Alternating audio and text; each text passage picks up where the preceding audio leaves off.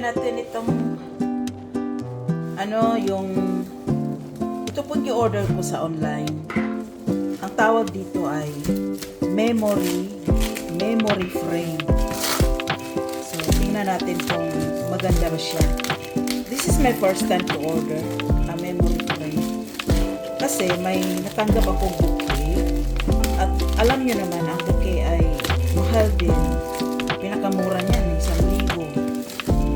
Sayang naman kung itapon. Kaya naisipan ko na ilagay siya sa memory frame. Kasi nakita ko ito sa online. Ang ganda. Tingnan natin. Dan-da-dan. Ano ba ito?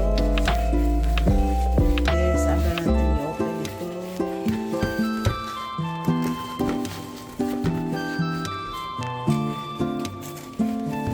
Baklasin na lang natin.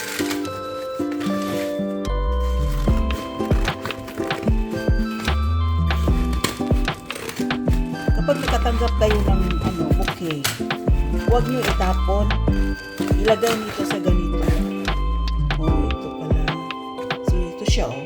Nagustuhan ko to kasi black.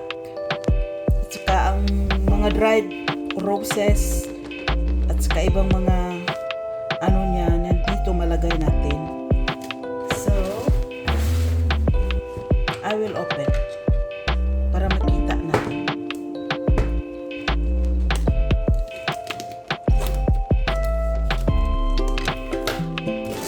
Okay siya. Ang laki ay tamang-tama sa isang bouquet. Malagay lahat dito. At may siya. Ito pala ang niya, oh. Hindi siya glass. Parang plastic. Ito matigas. At may stand siya, di ba? Okay. Ayan, itsura niya. So, halimbawa, kasi namin, second anniversary, wedding anniversary, nakatanggap kami ng bouquet. Okay. So ngayon, ilalagay ko ang bouquet dito. How to open this one? Okay. Madali lang pala. So gamitan natin yan.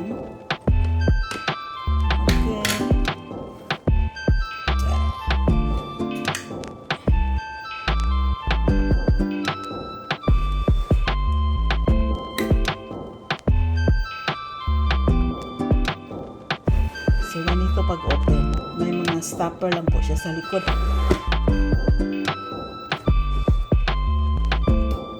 So, ito ang sa kanya. Ma-open na ba? Hindi pa yata. Ay! Wala, naku! Nasira man, oh! Laban! Dali man lang masira. Uy, natanggal siya. Paano? Wala na siya hold.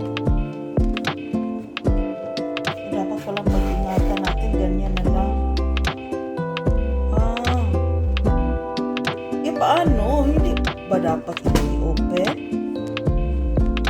Paano malagay yung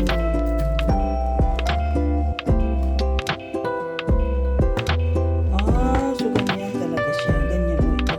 Covering siya. Tapos tanggalin natin ng cellophane dito para mas malinaw siyang tingnan. Sa video nakita ko pwede siya palabasin. Pero dito wala man siya labasan.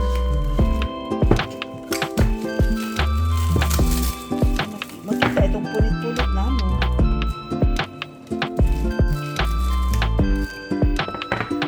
Hindi makalabas.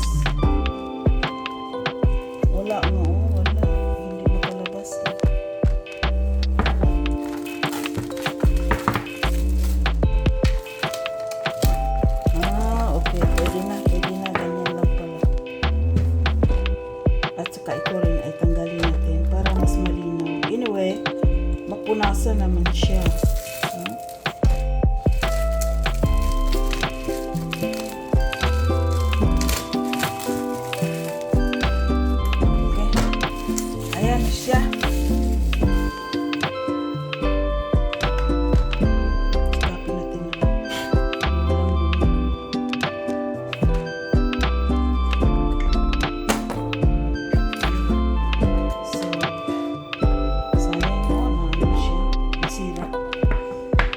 Ngayon, kukunin ko ang bouquet.